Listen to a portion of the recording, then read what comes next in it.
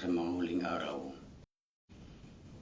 ay darating ang mga panahong mapanganib ay maigiging maibigin sa kanilang sarili, maibigin sa salapi, mayayabang, mapagmalaki, mapagtungayaw,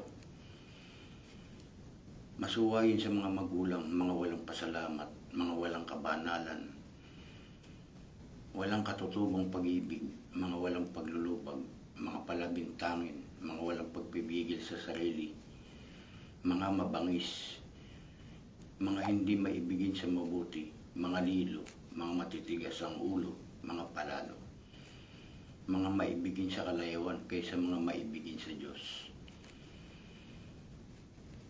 Na may anyo ng kabanalan, dapat tinanggihan ng kapangyarihan ito. Lumayo ka rin naman sa mga ito, sapagkat sa mga ito ang nanggagapang sa mga bahay, na binibihag ang babaeng haling at lipos ng mga kasalanan, hinihila ng iba't ibang mga pita, na laging nagsisipag-aral, ngunit kailan paman ay hindi nakararating sa pagkaalam ng katotohanan.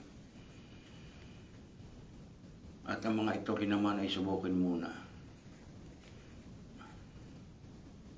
At kung paano si Hanes at si Jambres ay nagsilaban kay Moses, gayon din naman ang mga ito ay nagsisilaban sa katotohanan, mga taong masasamang pag-iisip at mga itinakwil tungkol sa pananampalataya.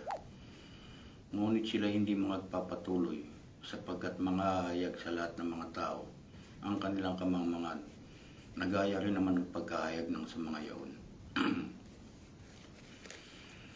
Ngunit sinunod mo ang aking aral, ugali, akala, pananampalataya, pagpapahinood, pag-ibig, pagtitiis, mga pag-uusig, mga pagbabata. Anumang mga bagay ang nangyari sa akin sa Antioquia, sa Iconio, sa Listra. Anumang pag-uusig ang tinis ko, at ako iniligtas ng Panginoon. Oo, lahat ng nag-iibig mabuhay na may kabanalan kay Kristo Jesus ay mga babata ng pag-uusig. Datapwat ang masasamang tao at ang mga magdaraya ay lalong sasama ng sasama na mga dadaya at sila rin ang mga dadaya. Datapwat manatili ka sa mga bagay na iyong pinag-aralan at sa pinagkaroonan mo ng katunayan, yamang nalalaman mo kung kanino mo natutunan.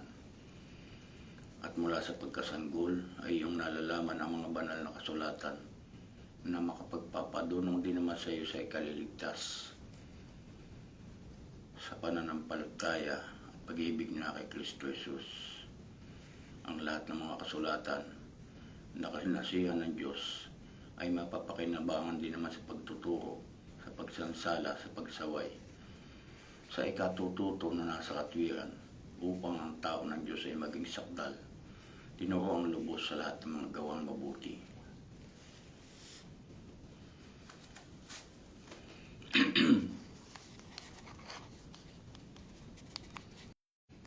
Back, window navigation bar.